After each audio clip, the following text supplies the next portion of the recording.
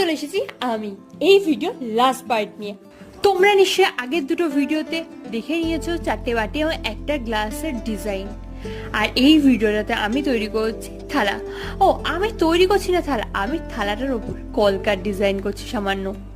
যদি আমি খুব ভালো কলকা ডিজাইন পারি না, তবুও আমি চেষ্টা করছি, কারণ স্পেশাল মানুষের জন্য না, তাই জন্য তো নিজের হাতে করতেই হবে। আর তোমরা কিন্তু আমায় একটা কথা বলো, এই যে মেরুন কালার থালার উপর হোয়াইটের যে কলকাটা করছি, এটা বেশি ভালো লাগছে না আগে যে রেড কালার থালার উপর হোয়াইটের কলকা করেছিলাম ওটা তোমাদের বেশি ভালো লেগেছে? কোনটা ভালো লেগেছে অবশ্যই আমাকে কমেন্টে কিন্তু একবার জানিও। আর এই পুরো থালি সেটটার মধ্যে চারটে বাটির মধ্যে কোন ডিজাইনটা তোমাদের সব থেকে বেশি ভালো লেগেছে সেটাও আমাকে কমেন্ট করে জানাতে কিন্তু একদমই ভুলো না।